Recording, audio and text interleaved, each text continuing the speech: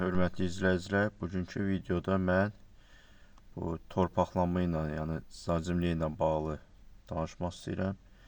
Bununla bağlı mənə çox suallar verilir. İndi kimdə bu avtomobildə varsa bilir ki, yəni zacimlik olmadan avtomobili zaryadka qoyanda burada bu ekranda belə bir sarı xəbərdarlıq gəlir ki, yəni burada zacimlik olunmalıdır və bir çoxlar bundan narahat olurlar. İlk növbədə onu bildirim ki, yəni bu zacimliyin olmamağı avtomobilə heç bir ziyanı yoxdur. Yəni avtomobil zacimlik olmadan da zaryadka götürür. Sadəcə bunun mənası odur ki, yəni bu insanları tok vurmasın. Yəqin ki, bu evdə də, bu məişət texnikalarında da görmüsünüz, onların o vilkalarında belə bir 3 dənə yer olur və orada da yəni zacimliyin olması tələb olunur. Lakin bizim Azərbaycanda demək olar ki, heç bir yerdə bu zacimliyin nəzərdə tutulmayıb. Yəni bu Avropada, digər ölkələr bəlkə də buna daha ciddi yanaşırlar. Lakin bizim o belə deyək rozetkalarda zacimliyin ümumiyyətlə nəzərdə tutulmuyor və uzun illərdir biz elə zacimliyin olmadan da bu məişət texnikalarını işlətmişik və belə demək o ki, bununla bağlı bir hadisə də olmayıb.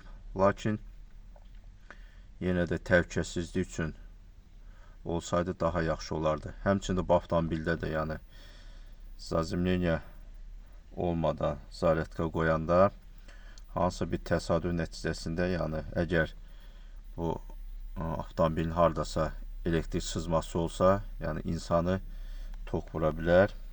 Bununla bağlı indi internetdə də bir neçə videoda rast gəlmişəm ki, zaryadka vaxtı avtomobilə toxunanda insanlar tok vurub. Ona görə ehtiyat üçün əgər kiminsə şəraiti varsa, bunu yəni zacimliyə çəkdirsə daha yaxşı olar. İndi mən hal-hazırda zaryadka qoyduğum yer bu binanın altında parkovkada yaxın qardaş var, onun zaryadka yerində avtomobili zaryadka qoyuram. İndi buradakı bu zacimliyi da sizə göstərəcəm. Gördüyünüz kimi burada belə bir aparat var. Bu zaryadka aparatıdır. 7 kilovat zaryadka verir. Bu sayğacdır.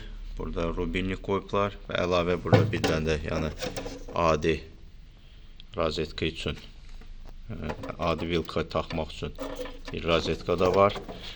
Burada mən fikir verirəm ki, bu qutu bura Azər İşıq tərəfindən quraşdırılıb. Burada görürəm ki, zacimliyin buradan ana xəttdən gələn, görürsünüz, bu sarı xətt zacimliyidir və bunu bu yeşiyin korpusuna verilib. Həmçində burada aparatda da gedən hissə görürsünüz ki, gəlib burada. Yəni çalışacağım onu göstərim. Burada yenə də korpusa birləşdirilib.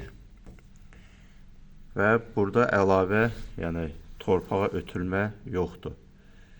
Bunu bilməm hansı səbəbdən belə eləyiblər. Adətən bu ya ana xəttdən belə zacimliyə gəlməlidir. Burada gördüyünüz ki, ancaq 0 faza gəlir və altda da heç bir yəni belə bir zacimliyə yoxdur.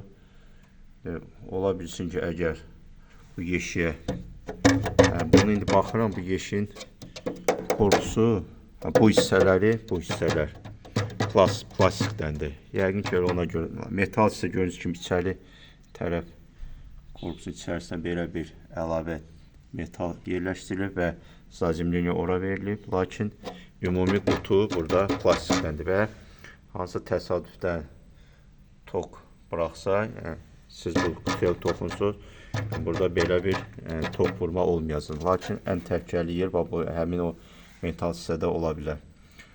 Lakin bəzi yerlərdə görürəm ki, yəni kim ki həyət evi var, onlar bu, məsəl üçün əgər divarda burada rozetka varsa, elə rozetkadan bir dənə də belə bir dənə xətt ötürürlər aşağı və yerə adi bir dənə dəmir parçası, nəsə bir belə deyək armatur bastırırlar və həmin həmin kabeli elə zazimleniya həmin armatur vasitəsilə yerə ötürürlər. Yəni bunu da eləmək olar. Yəni belə də ana xəttdən inanmıram ki, yəni kimdəsə hal-hazırda zazimleniya gəlsin və yəni ehtiyac olduqda bu yollarla da yəni zazimleniya verə bilərsiniz. Və bir daha deyirəm ki, yəni zazimleniya olmamağı avtomobilə heç bir ziyanı yoxdur. Yəni normal sərətka gedəcək. Bununla bağlı demək istədim bu qədər. Sağ olun.